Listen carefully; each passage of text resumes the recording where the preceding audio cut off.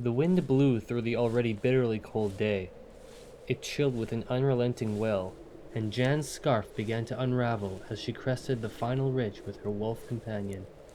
There it sat, just at the bottom of the hill. Fangrosa's Carcass. Its massive size could hardly be quantified by words alone, as she'd heard the legends before, but could never imagine its scale.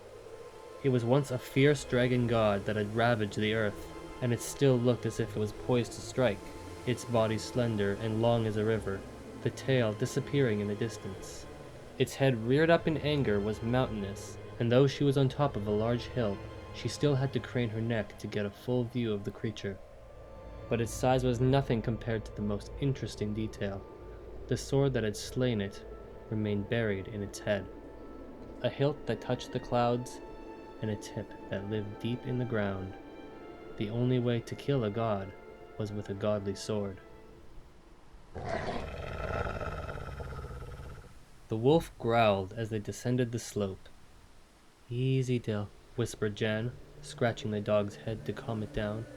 But she couldn't ignore the buzzing at the back of her head. This valley was draped in strong magic.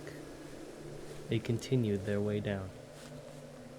At the base of the sword was a pool, a murky brown water surrounding the blade. Jan spent the night there, using her time crafting a raft before she drifted off to sleep, aided by the warm fur of her woven partner. They woke up early in the morning, and she finished her task. Dill stayed on guard at the edge of the pool while Jan pushed the raft to the center. Now closer, she could see a mound of earth surrounding the sword. She was careful to maintain her balance, as she knew what a mere touch of the water could do to her. Once the boat had hit land, she momentarily froze in awe, for the width of the dulled blade was more than twice as long as an arm span. She stood in front of the truly broad sword, and took a folded piece of parchment from her bag. She cleared her throat, and cited in the tongue of her ancient ancestors. "I come in most dire need. I am broken. I am weak. Though my strength fails, my power isn't enough. Show me my failure, that I may triumph. The greater power compels me." She stood expectantly and waited. For a moment, nothing. Then, a gleam of light shone across the surface of the sword, and a hazy image appeared in the metal.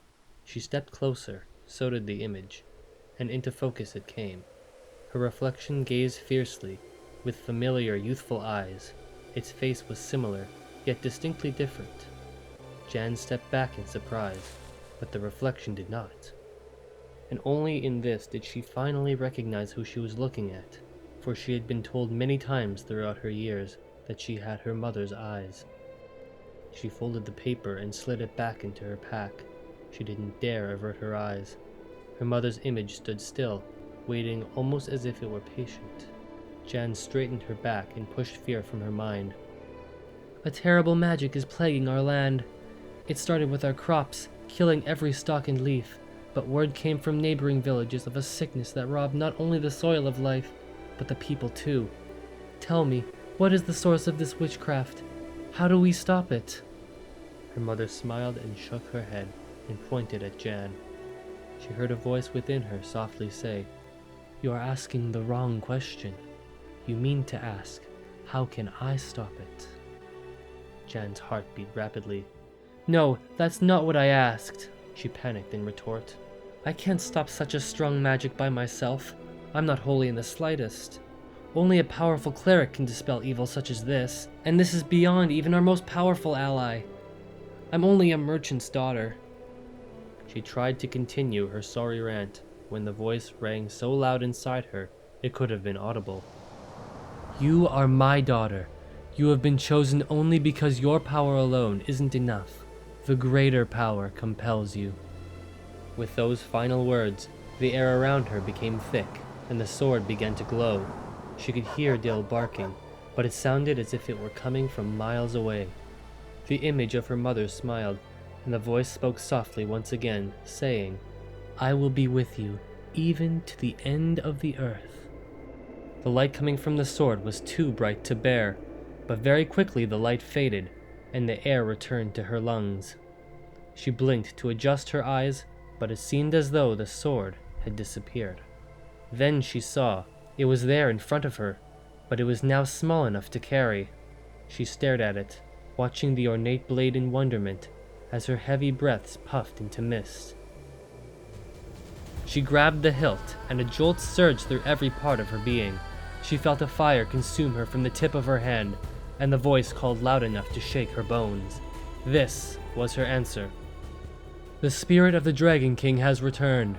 Destroy his totems. Free them all." She pulled the sword from the ground and left her boat on the land behind her.